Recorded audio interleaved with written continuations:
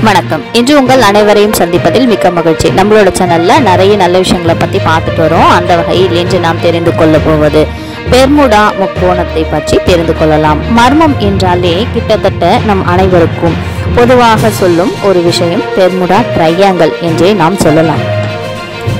கப்பல்கள் எல்லாமே மூழ்கி விடுகிறதாம். அந்த பக்கம் போன பிளைட்டுகள் கூட எதுவும் இதுவரை திரும்பவே இல்லையாம் என்றெல்லாம் நாம் பேசுவதை கேட்டிருக்கிறோம். ஆனால் அங்கு என்னதான் நடந்தது அப்படின்றத பத்தி விரிவாக தெரிந்து கொள்ளலாம் வாங்க. பெர்முடா முக்கோணம் அமைந்திருக்கும் இடத்தை பார்க்கலாம். மியாமி, புளோரிடா மற்றும் பெர்முடா இந்த 3 முனைகளையும் சேர்த்து இதற்கிடையே முக்கோண வடிவில் உள்ள கடல் பகுதிதான் பெர்முடா ட்ரையாங்கிள். இதன் பரப்பளவு கிட்டத்தட்ட 5 லட்சம் மீட்டருக்கு மேல் உள்ளதாக தெரிவிக்கிறார்கள். பெர்முடா முக்கோணம் அமைந்துள்ள இடத்தை சுற்றிலும் முக்கோண வடிவில் காணப்படக்கூடியதாக இருக்கிறது, அல்லது டெவில்ஸ் ட்ரையாங்கிள் என்று அந்த இடத்தை அழைக்கக்கூடியதாக இருக்கிறது. அந்த பெரிய கடற்பரப்பு தன்னுள் அடக்கி வைத்துள்ள மர்மங்கள் ஏராளம் என்றே சொல்லலாம்.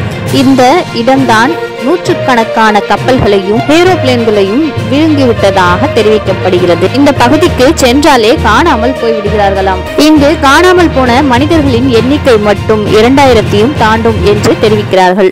மற்ற கடற்பகுதியில் நிறைய விபத்துக்கள் நடக்கலாம். ஆனால் அதையும் இதையும் ஒப்பிட்டு பார்க்கும் பொழுது இந்த இடம் மர்மமாக உள்ளதாக வரலாற்று பதிவுகள் தெரிவிக்கின்றன. காரணம் என்ன என்று உண்டு. மற்ற கடற்பகுதிகளில் எப்போதாவது விபத்துகள் நடக்கக்கூடியதாக இருக்கும். ஆனால் பெர்முடா பகுதியில் மட்டும் அந்த பக்கம் கப்பலோ ஏரோப்ளேனோ எது சென்றாலும் அவ்வளவுதான், எல்லாமே காலியாகிவிடுகிறது. இதன் அர்த்தம் தான் என்ன, அங்கு என்னதான் நடக்கிறது என்று இதுவரை ஆய்வுகள் மேற்கொண்டு வருகிறார்கள். இதுவரை ஒருவர் கூட அங்கு சென்று திரும்பி வந்ததில்லை. 1609ஆம் ஆண்டு டிசி வெஞ்சர் என்ற கப்பல் நீரில் மூழ்கியுள்ளதாக ஆய்வுகள் தெரிவிக்கின்றன. 1812ஆம் ஆண்டு டெட்டோசியா ஃபார் ஆன்ஸ்டன் என்கிற முன்னாள் அமெரிக்க வைஸ் பிரசிடென்டின் மகள் சென்ற கப்பலும் காணாமல் போனது. 1814ஆம் ஆண்டு USS ஈபவியர் என்ற சரக்கு கப்பல் அதில் சென்ற ஆட்களோடு காணாமல் போய்விட்டது. 1872 மேரி செலஸ்டியஸ் என்கிற கப்பல், இதை கோஸ்ட் என்று சொல்வார்கள், கோஸ்ட் ஷிப் என்று சொல்வார்கள், இதுவும் அங்கு காணாமல் போனது. டிசம்பர் 1945இல் US நேவா பிளேஸ் சில புளோரிடா கடற்பகுதியில் மாயமாக மறைந்தன. 1980இல் அமெரிக்க இராணுவத்திற்கு சொந்தமான பெரிய சரக்கு கப்பல் அதே கடற்பகுதியில் தடயங்கள் ஏதுமின்றி நீரில் மூழ்கியும் போனது. இது மட்டுமல்லாமல் நிறைய படகுகள், விமானங்கள் திரும்பி வரவே இல்லை, தேடவும் வழியில்லாமல் இருந்துவிட்டன. ஏனென்றால் கிட்டத்தட்ட அதன் பரப்பளவும் சதுர மைல்களும் பார்த்த 5 லட்சத்திற்கும் மேல் இருப்பதால் அங்கு போய் எங்கு தேடுவது? அது மட்டுமல்லாமல் மார்ச் 1918இல் சரக்கு கப்பல் US சைக்ளோபஸ் என்ற கப்பல் 390 ஆட்களை கொண்டு சென்றதாக கூறுகிறார்கள். அந்த கப்பலும் காணாமல் போய்விட்டது.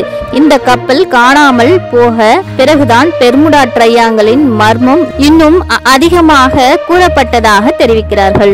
அதன் பின்பு வருடத்திற்கு 1-2 அங்கு காணாமல் போவது சாதாரணமாக நிகழ்வாக ஆகிவிட்டது.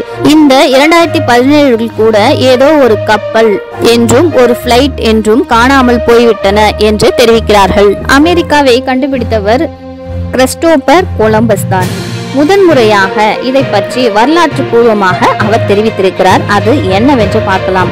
1492ஆம் வருடம் அவர் வந்த கடல் பகுதியை கடக்கும் பொழுது அவர் கண்டறிந்ததை விவரித்து சொல்லியிருக்கிறார்.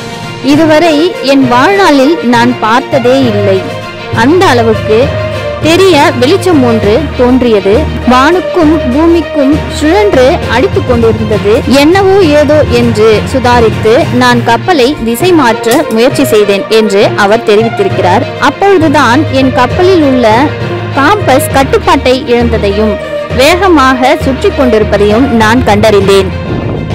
திசைகள் தெரியாமல் திகைத்து போய் அந்த பகுதியை நெருங்க முடியாமல் விலகி கப்பலை செலுத்தினேன். சில மணி நேர போராட்டத்திற்கு பிறகுதான் கப்பல் இயல்பு நிலைக்கு திரும்பியது என்று பயண குறிப்பீட்டில் கொலம்பஸ் தெரிவித்திருக்கிறார். அதன் பிறகும் அடுக்கடுக்காக பெர்முடா கடற்பகுதியில் மிக பெரிய ஆக்டோபஸ் இருப்பதாகவும் அது விமானங்களை விழுங்கி விடுவதாகவும் ஒரு சில கதைகள் உண்டு. அங்கு வேற்று கிரகவாசிகள் வருவதாகவும் அங்கு அந்த பக்கம் வரும் கப்பல்களை வானூர்திகளையும் பிடித்து வைத்துக் கொள்வதாகவும் அதில் உள்ள மனிதர்களை ஆராய்ச்சிக்காக அவர்கள் கடத்தி கொண்டு சென்று விடுவதாகவும் சொல்கிறார்கள். இதற்கு ஆதாரம் எதுவும் இல்லை. இதுவும் ஒரு கட்டுக்கதையாகவே இருக்கிறது. மற்றொரு புறம் பெர்முடா முக்கோணத்தில் பறக்கும் தட்டுகளை பார்த்ததாகவும் ஒரு சிலர் தெரிவிக்கிறார்கள். சமீபத்தில் அங்கு ஒரு ஆய்வில் தெரிவிக்கப்பட்டுள்ளது என்ன அப்படின்னா, சமீபத்தில் அங்கு மர்மங்கள் எல்லாம் ஒன்றும் கிடையாது, காரணத்தை கண்டுபிடித்து விட்டோம் என்று அறிவியல் ரீதியாக விளக்குகிறார்கள். அண்டத்தில் உள்ள பிளாக் ஹோல் போல பெர்முடா முக்கோணத்தில் இதய பகுதியில் ப்ளூ ஹோல் என்று ஹோல் இருப்பதாகவும் அதுதான் அனைத்தையும் இழுத்துக் கொள்வதாகவும் தெரிவிக்கிறார்கள். அந்த ப்ளூ ஹோல் மிதக்கும் பொருட்களை இழுத்துக் கொள்ளும் என்று தெரிவிக்கிறார்கள். வேறொரு புறம் பார்க்க இக்கதை முற்றிலும் மாறுபாடாக சொல்லப்படுகிறது. அவர்கள் கூறுவது டைம் ஒர்க், அடுத்த டைமென்ஷன், டைம் டிராவல் என்றெல்லாம் அந்த மர்மங்கள் தெரிவிக்கின்றன. இன்று நாம் இந்த பதிவில் பெர்முடா ட்ரையாங்கிள் அப்படின்னா என்ன, அது எங்கு இருக்கிறது அப்படின்றத பத்தியும் அங்கு என்னெல்லாம் நடக்கிறது அப்படின்றத பத்தியும் தெரிந்து கொண்டோம். நாளை வேறொரு பதிவில் சந்திக்கலாம். நன்றி, வணக்கம்.